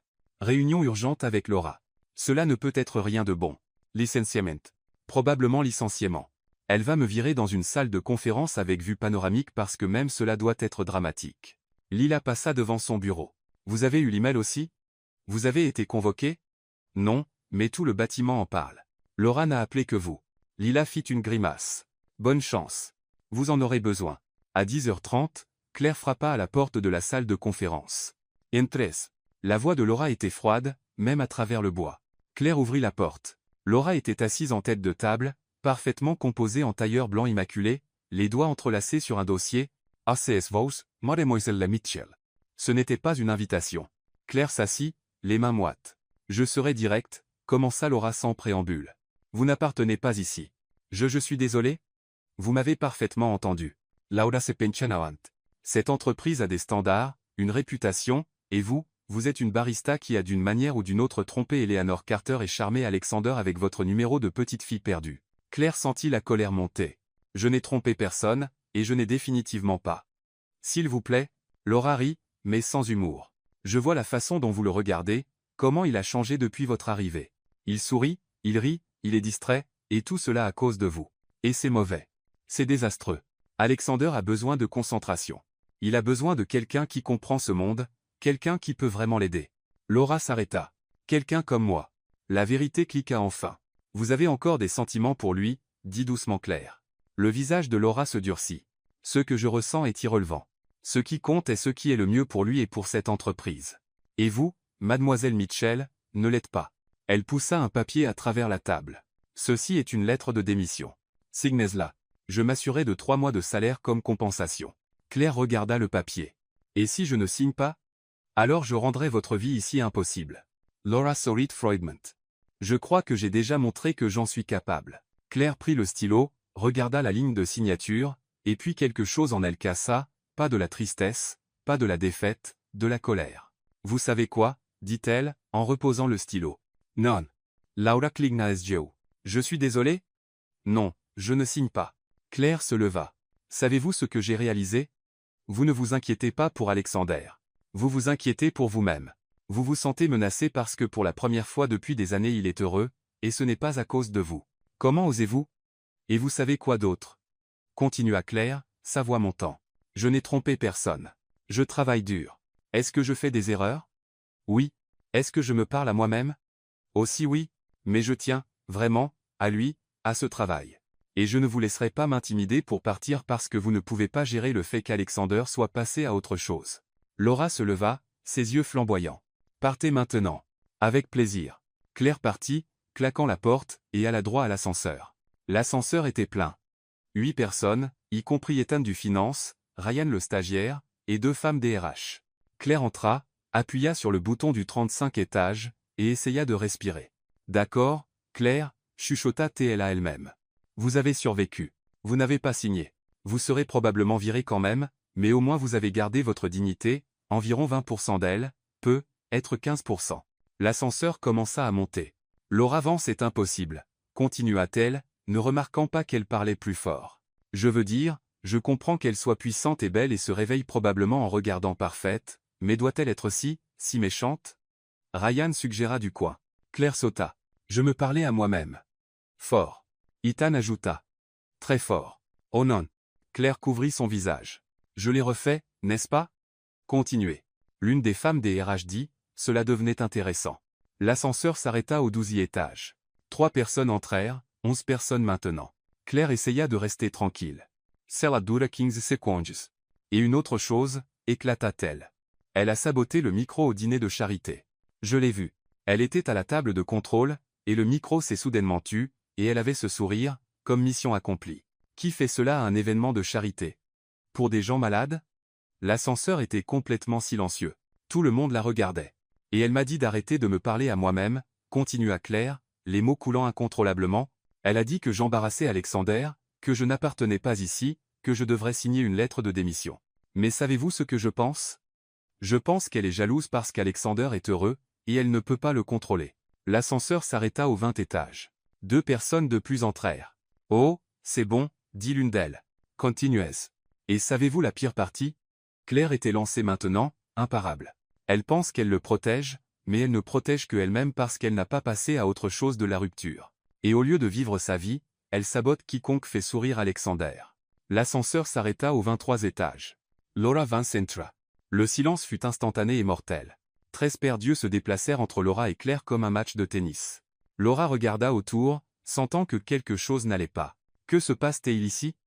Personne ne répondit. Puis Ryan, Benny Ryan, chuchota beaucoup trop fort. Elle vient de narrer un scandale en temps réel. Laura se tourna lentement vers Claire. Vous Claire déglutit. Techniquement, je me parlais à moi-même.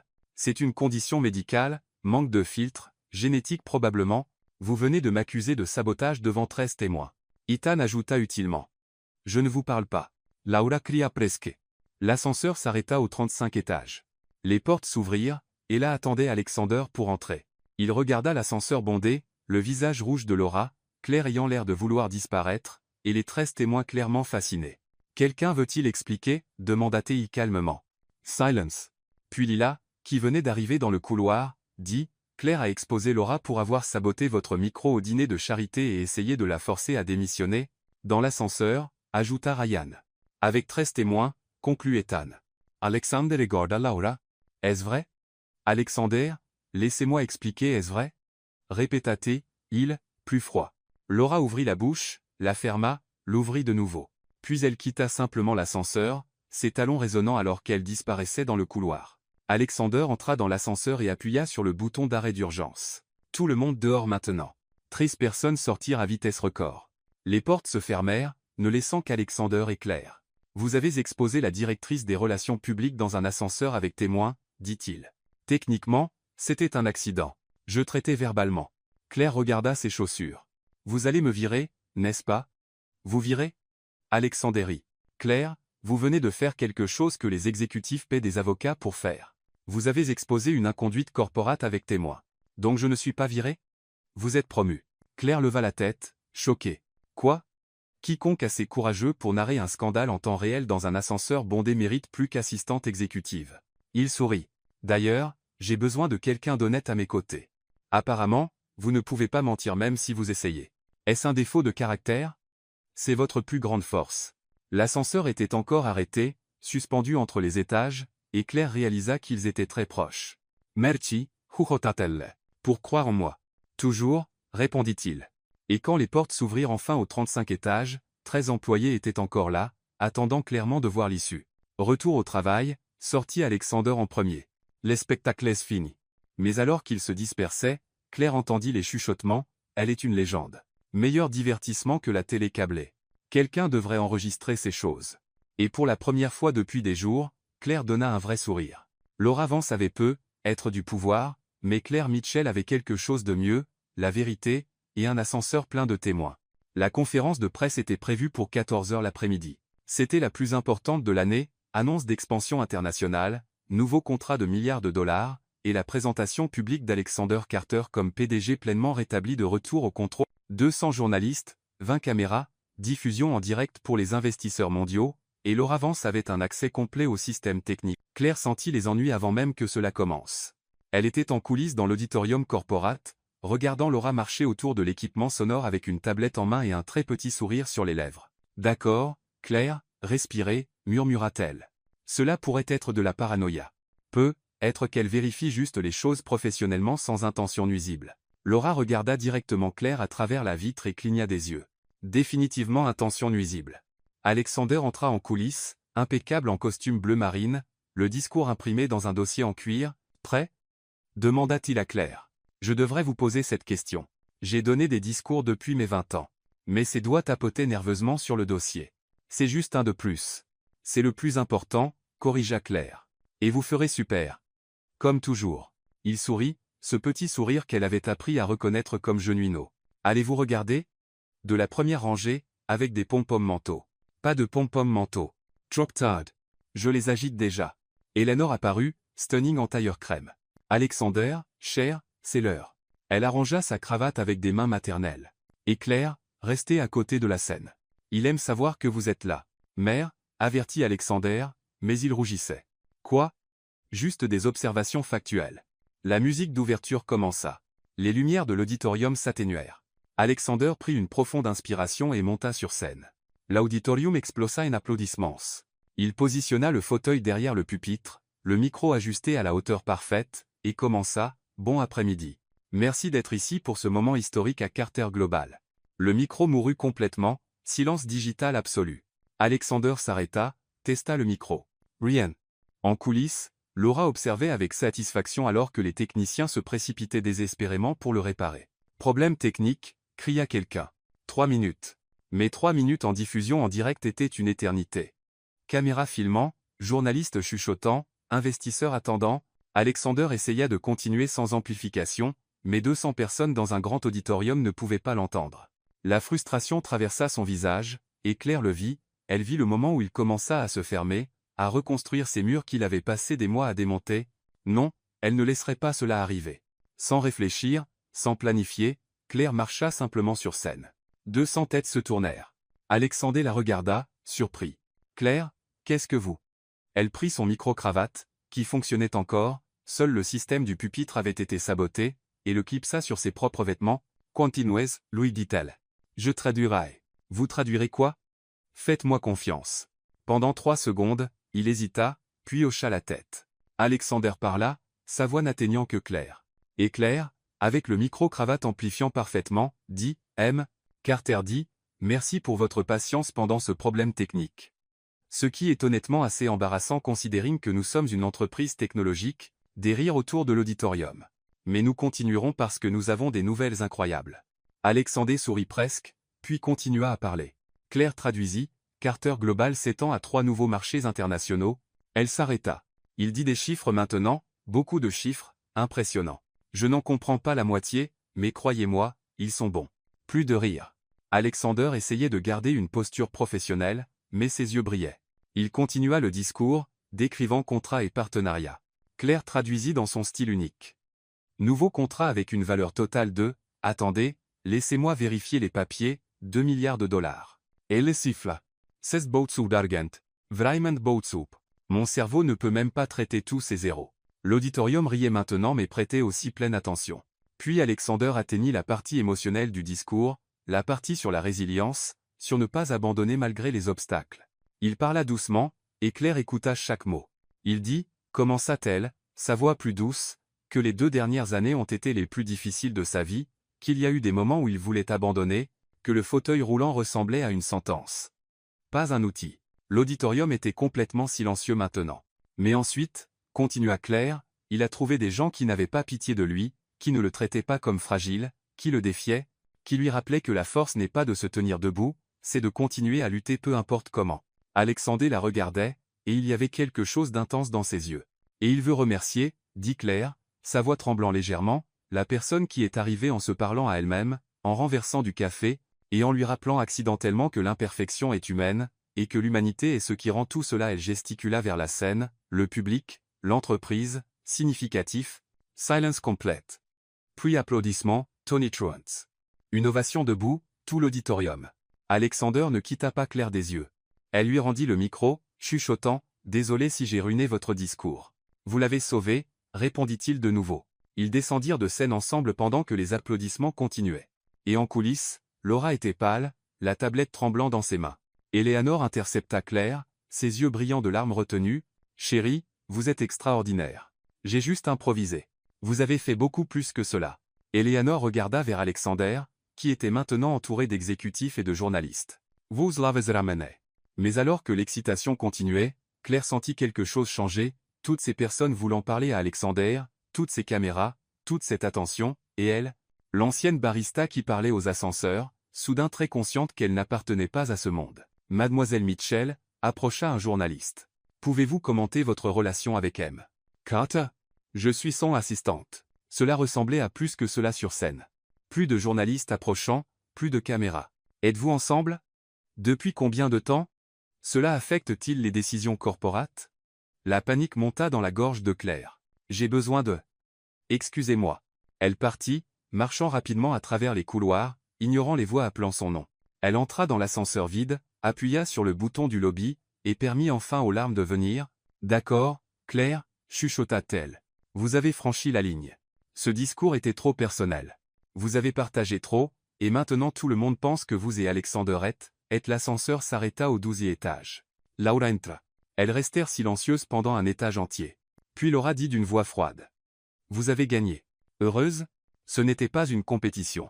Cela l'a toujours été. » Laura la fixa. « Et savez-vous ce qui vient après des victoires publiques comme celle-ci ?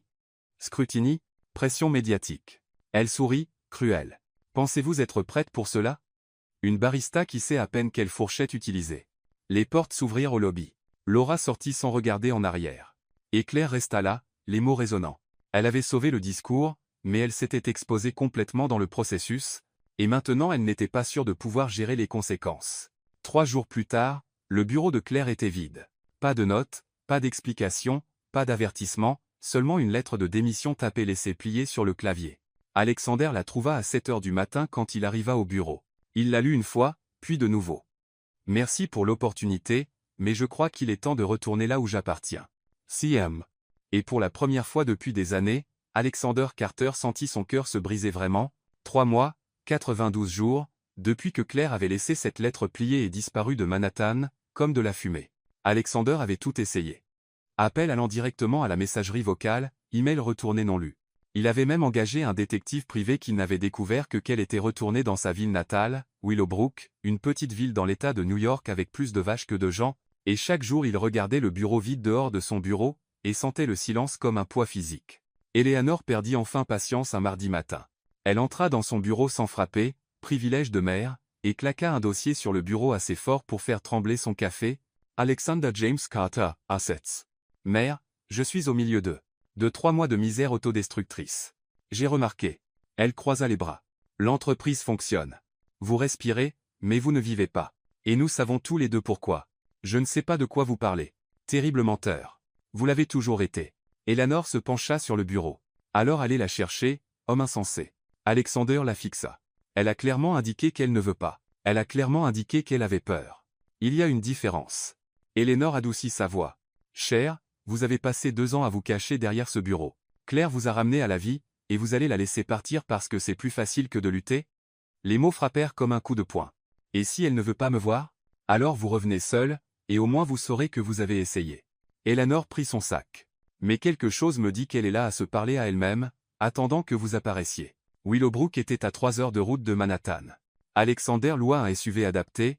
Conduire avec des commandes manuelles avait été l'une des premières choses qu'il avait réapprises après l'accident, et roula sur l'autoroute pendant que le GPS donnait des directions d'une voix monotone. La ville était exactement comme il l'imaginait. Rue principale avec un magasin de quincaillerie, petit marché, station-service qui vendait aussi des appâts de pêche, le genre d'endroit où tout le monde connaissait tout le monde. L'adresse que le détective lui avait donnée était une petite maison à 2 étages en périphérie de la ville avec une clôture blanche et un jardin qui avait besoin de soins. Alexander se gara devant, son cœur battant si fort qu'il pouvait l'entendre. « D'accord, murmura-t-il à lui-même. Vous êtes venu jusqu'ici. N'abandonnez pas maintenant. » Il transférait vers le fauteuil roulant quand il le vit. Un homme sortit par la porte d'entrée, grand, musclé, probablement 90 mètres de pur muscle et bon gène, cheveux noirs, un t-shirt montrant des bras qui passaient clairement du temps à la gym, sourire facile, et il portait des valises. Les valises de Claire. Alexander sentit le monde s'arrêter. L'homme posa les valises dans le coffre d'une berline bleue, puis retourna dans la maison en riant de quelque chose, et puis Claire apparut, cheveux lâchés, jeans, et un simple t-shirt, riant aussi. L'homme dit quelque chose. Elle frappa son bras de manière joueuse. Alexander ne pouvait pas respirer. Elle avait passé à autre chose. Bien sûr qu'elle l'avait fait, 3 mois. Elle était belle, drôle, incroyable. Pourquoi ne l'aurait-elle pas fait? Et il était venu jusqu'ici, pathétique et désespéré, pour faire quoi exactement? Mais puis il vit l'homme porter une valise de plus, et quelque chose en Alexander cassa. Il n'était pas venu tout ce chemin pour abandonner sur le trottoir. Alexander poussa son fauteuil jusqu'à la porte d'entrée et sonna. Claire ouvrit et se figea. « Alexander !» Sa voix était pur choc. « Qu'est-ce que vous? Comment avez-vous? Puis-je vous parler ?» demanda Tess, et il détesta comment sa voix trembla. « Oui, bien sûr. » Elle sortit, fermant la porte derrière elle. « Comment m'avez-vous trouvé? Détective privé. Je suis désolé si cela semble effrayant. Cela semble désespéré. Je le suis. » Claire cligna des yeux. L'homme sortit de la maison à ce moment portant une autre valise. « Claire, c'est la dernière. » Il s'arrêta en voyant Alexander. « Oh. Salut. Salut, » répondit Alexander, sa voix plus froide qu'il ne l'avait prévu. Silence awkward. Claire regarda entre les deux hommes comme si elle regardait un désastre au ralenti. Alexander, comincia-t-elle? Che est. Regardez, interrompit Alexander parce que s'il ne le disait pas maintenant, il ne le dirait jamais. Je m'en fiche. Et si vous avez passé à autre chose? Si vous avez trouvé quelqu'un, si vous êtes heureuse ici, il prit une profonde inspiration, je m'en fiche. Je veux dire, je m'en fiche, évidemment, je m'en fiche beaucoup, mais je suis venu tout ce chemin parce que j'ai besoin que vous sachiez quelque chose. Claire était très immobile. Ces 3 derniers mois, j'ai essayé de retourner à la normale, essayer d'être l'ancien Alexander. Efficace, concentré, contrôlé. Il laissa échapper un rire sans humour. Et j'ai réalisé que je ne veux pas être cet Alexander. Je veux être l'Alexander qui rit aux mauvaises blagues, qui écoute la narration inattendue, qui a des pom-poms d'encouragement mentaux. Je veux être l'Alexander que vous m'avez rappelé que je pouvais être. Ça vaut que c'est brisa. Et si vous avez trouvé quelqu'un d'autre, si vous êtes heureuse, alors je suis heureux pour vous. Mais j'avais besoin que vous sachiez que vous avez changé ma vie, que je vous aime. Silence, absolu. L'homme se tenait là la bouche ouverte. Claire avait des larmes aux yeux. Alexander attendit, cœur en morceaux, s'attendant au rejet, puis, Claire fit quelque chose d'inattendu. Elle sourit, petit, malicieux. Alexander, dit-elle doucement. Ceci est mon frère, Daniel. Le monde arrêta de tourner. Votre frère?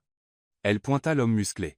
Daniel, frère aîné, pompier, trop protecteur, timing terrible. Daniel hocha la tête, essayant clairement de ne pas rire. Et ravi de vous rencontrer, mec. Elle ne cesse de parler de vous, seul, tout le temps. Cela rend Sir Pose fou. Alexander regarda Claire, Daniel, de retour à Claire. Frère, répéta-t-il, stupéfait. Frère, confirma Claire. Donc vous n'êtes pas. Il ne l'est pas. Petit ami? Non. Elle s'approcha. Beaucoup trop frère pour cela. Et, protesta Daniel. Je suis une prise premium. Vous êtes musclé et famille ennuyeuse. Daniel, je vous laisse parler tous les deux. Il rentra, mais pas avant de chuchoter à Alexander. Elle a pleuré en regardant des vidéos corporates de votre entreprise sur YouTube. Juste pour que vous sachiez. Quantus furing seus, Alexander Respiring fin. Vous m'avez laissé penser, pendant 3 minutes entières, que vous aviez un petit ami, vous méritez de souffrir un peu. Mais elle souriait à travers les larmes. Vous avez dit que vous m'aimez. Je l'ai fait, et je le redirai. Je vous aime, complètement, chaotiquement, perpétuellement. Je vous aime aussi. Claire essuya ses larmes. Mais j'ai fui parce que j'avais peur, ce monde, les médias, les attentes. Je ne pensais pas être assez bonne. Vous êtes plus qu'assez bonne. Il tint sa main. Vous êtes parfaite pour moi, pour ce monde, pour n'importe quel monde. Même quand je me parle à moi-même? Surtout quand vous vous parlez à vous-même. Claire rit, le rire qu'il avait manqué chaque seconde des 92 derniers jours. Vous avez conduit 3 heures pour arriver ici. Je conduirai 300 dans un fauteuil roulant adapté. C'est toujours impressionnant. C'est très impressionnant. Elle s'agenouilla devant lui. Alors qu'arrive-t-il maintenant? Maintenant? Alexander sourit. Maintenant vous revenez avec moi. À Manhattan. À moi. Et si je dis que je veux rester ici? Il n'hésita pas. Alors je reste aussi. Et Claire sut à ce moment qu'il le pensait. 6 mois plus tard, Alexander Carter se tenait debout, pas dans le fauteuil roulant qui avait été son compagnon pendant 2 ans, pas poussé ou assisté, debout sur ses pieds avec 2 cannes en fibre de carbone qui coûtaient plus qu'une voiture compacte, mais quand même sur ses pieds, l'auditorium Carter Global était plein.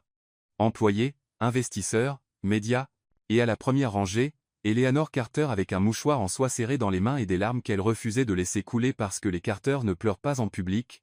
Cher, nous transpirons simplement par les yeux. À côté d'elle, Claire Mitchell, maintenant officiellement vice-présidente du développement humain, un poste qu'Eleanor avait créé spécifiquement pour elle parce que quelqu'un doit s'assurer que cette entreprise se souvienne qu'elle est faite de gens, pas de robots, se mordait l'ongle du pouce. Très bien, Claire, chuchota-t-elle à elle-même. Ne pleurez pas. Vous avez déjà pleuré 3 fois aujourd'hui, au petit déjeuner, dans l'ascenseur, et quand Sir Pose a renversé la tasse préférée, vous avez épuisé votre quota de larmes. Lila, assise derrière elle, se pencha en avant. Vous narrez de nouveau. C'est un jour émotionnel. La narration arrive. Juste. Alexander commença à marcher, pas, can, lent, stable, mais marchant. L'auditorium érupte en applaudissements avant même qu'il n'atteigne le pupitre. Il sourit, le sourire sincère que Claire lui avait appris à redécouvrir, et fit signe au public de s'asseoir. Merci, dit-il dans le micro. Et oui, j'ai vérifié 3 fois, ce micro fonctionne. Des rires remplirent l'auditorium. Claire couvrit sa bouche, souriant à travers les larmes. Il y a 2 ans, continua Alexander, ma vie a changé de manière permanente. Un accident m'a mis en fauteuil roulant et m'a forcé à repenser tout ce que je croyais sur la force, le contrôle, et le succès. L'auditorium était silencieux, chaque personne absorbant ses mots. J'ai passé longtemps à penser que la force était de se tenir debout, de ne pas avoir besoin d'aide, de tout contrôler autour de moi. Il s'arrêta. Et puis quelqu'un est entré dans ma vie en parlant aux ascenseurs, en narrant des désastres, et en me rappelant accidentellement que être humain n'est pas une faiblesse, c'est du pouvoir. Claire sentit son cœur se serrer. Il la regardait, directement. Cette personne m'a appris que la vulnérabilité est du courage, que demander de l'aide et de la force, que rire de nos propres erreurs et de la liberté. Alexander prit une profonde inspiration. Et à cause de cela, Aujourd'hui je suis ravi d'annoncer une nouvelle initiative à Carter Global. Un écran géant derrière lui s'alluma. Projet Mitchell, donner une voix à ceux qui ont été réduits au silence. Claire arrêta de respirer. Le projet Mitchell, expliqua Alexander, est un programme de mentorat et d'emploi pour les gens qui font face à des barrières sur le marché du travail, personnes handicapées, personnes réduites au silence par des systèmes qui valorisent la perfection sur le potentiel, personnes qui méritent une chance de montrer que le chaos peut être du génie déguisé. Applaudissements résonnèrent. Claire tremblait. Très bien, Claire, murmura-t-elle, larmes coulant maintenant librement. C'est seulement l'homme que vous aimez vous honorant en public avec un programme multimillion de dollars à votre nom. Respires. Inspires. Expires. Ne vous évanouissez pas. S'évanouir serait embarrassant. Eleanor prit sa main et la serra. Il vous aime. Chérie. Je sais. Claire essuya ses larmes. C'est effrayant et parfait en même temps. Alexander continua à décrire le programme. Bourse, formation corporate, partenariat avec des organisations d'accessibilité, et puis il a dit, et pour diriger ce projet, nous avons besoin de quelqu'un qui comprend profondément que tout le monde mérite d'être entendu, quelqu'un qui n'a jamais eu peur de parler, même quand elle se parlait à elle-même. Il sourit. Claire Mitchell, acceptez-vous? Tous les yeux se tournèrent vers elle. Claire se figea. J'ai quoi? Diriger le projet Mitchell. Alexander la regarda avec cette expression qui disait « Faites-moi confiance ». Acceptez-vous? Vous m'offrez un emploi au milieu d'une présentation corporate avec 300 témoins. Je le fais. C'est professionnellement discutable, complètement. J'accepte. Applaudissements explosèrent, ovations debout, tout l'auditorium. Claire força ses jambes faibles, et marcha vers la scène. Alexander tendit la main. Elle la prit. Vous avez nommé un programme entier d'après moi. Et l'Echukota. Vous avez rempli tout mon cœur de votre présence. Nous sommes quittes. C'était sentimental. C'était sincère. Sentimental et sincère. Il rit, et le son fut capté par le micro, résonnant à travers l'auditorium. Et puis, parce qu'Alexander Carter ne faisait jamais rien à moitié, il se mit à genoux. Eh bien, techniquement, il posa une canne de côté, tint l'autre pour l'équilibre, et descendit sur un genou avec la grâce de quelqu'un qui avait pratiqué ce mouvement 50 fois avec Thomas, le kinésithérapeute. L'auditorium allaita tous en même temps. Claire couvrit sa bouche. Alexander, qu'est-ce que vous? Il prit une petite boîte en velours bleu de la poche de son costume. Claire Mitchell, dit-il, sa voix tremblant mais stable. Vous êtes entré dans ma vie en renversant du café, en parlant aux machines, et en m'apprenant accidentellement à vivre de nouveau. Vous m'avez montré que la force vient sous des formes inattendues, que l'amour peut être chaotique et parfait en même temps, que la meilleure partie de la vie est celle que nous ne pouvons pas contrôler. Des larmes coulaient sur le visage de Claire. Vous ne faites pas cela. Je le fais absolument. Il ouvrit la boîte, révélant une bague en diamant qui avait probablement son propre code postal. Épousez-moi. Soyez ma partenaire, ma meilleure amie, ma cheerleader de pom-pom manteau, ma narratrice officielle de désastre, ma vie entière. Silence complet dans l'auditorium, 300 personnes retenant leur souffle. Claire le regarda, la bague, Eleanor à la première rangée agitant frénétiquement. Dites oui. Lila enregistrant tout sur son téléphone, tout l'auditorium attendant, et puis elle fit ce qu'elle faisait toujours quand elle était nerveuse. Elle narra, d'accord, Claire, le PDG milliardaire est sur un genou au milieu d'un auditorium avec une bague de la taille d'une petite planète, et vous devez répondre avec de vrais mots, pas de narration interne. Vrais mots maintenant. Alexander souriait. C'est un oui ou non, mon amour. Oui. Le mot sortit comme un soupir, un rire, et un cri tout en un. Oui, 1000 fois oui. Il glissa la bague à son doigt, et l'auditorium érupte, applaudissements, acclamations, sifflements. Ryan le stagiaire cria, « Quelqu'un a appelé la presse ?» Alexander se leva avec effort, mais il se leva, et attira Claire dans un baiser qui fit se lever les dernières personnes assises en applaudissant. Quand ils se séparèrent enfin, Claire chuchota. « Vous avez planifié cela, le programme, la demande, tout, des mois de planification, avec l'aide de votre mère ?» Pinzua. Elle a choisi la bague. Bien sûr qu'elle l'a fait. Eleanor monta sur scène, ignorant le protocole corporate, et les embrassa tous les deux. Bienvenue officiellement dans la famille. Chérie, vous l'avez toujours été, mais maintenant c'est légal. 3 mois plus tard, le mariage eut lieu dans le jardin de la propriété Carter, un endroit qui ressemblait à un conte de fées, avec des centaines de lumières suspendues, des fleurs blanches partout, et une allée qu'Alexander avait insisté à marcher lui-même avec des cannes, lentement mais debout. Quand Claire apparut au bout de l'allée en robe blanche simple et élégante, cheveux lâchés avec des fleurs tissées dedans, Alexander sentit des larmes qu'il n'essaya pas de cacher. La cérémonie fut courte, douce, et interrompue seulement une fois quand Claire murmura pendant ses vœux. « D'accord, Claire, ne trébuchez pas. Ne pleurez pas trop. Ne vous évanouissez pas. C'est la partie où vous promettez de l'aimer pour toujours, ce qui est honnêtement facile parce que vous l'aimez déjà depuis l'incident du cappuccino. L'officiant s'arrêta. Mademoiselle Mitchell, narrez-vous vos propres vœux? Désolé, habitude. Alexander rit si fort qu'il dut s'appuyer sur ses cannes. Ne changez jamais, dit-il. Je promets de ne pas. Alors je promets de le faire. Et quand l'officiant les déclara mari et femme, le baiser fut témoin par 200 invités, y compris Lila pleurant ouvertement, Ryan enregistrant tout, et Eleanor chuchotant à Thomas le kinésithérapeute. Je vous ai dit qu'elle était parfaite pour lui. À la réception, Alexander se leva pour donner le discours d'ouverture, avec des cannes légèrement tremblantes mais debout. Ma femme, commença-t-il, et Claire à l'état au son des mots, m'a appris que les meilleures histoires ne concernent pas la perfection, elles concernent des gens imparfaits trouvant la perfection l'un dans l'autre. Il leva son verre à Claire, la femme qui est arrivée en se parlant à elle-même et a accidentellement guéri le silence dans ma vie. Je vous aime, pour toujours. Et alors que tout le monde trinquait, Claire chuchota.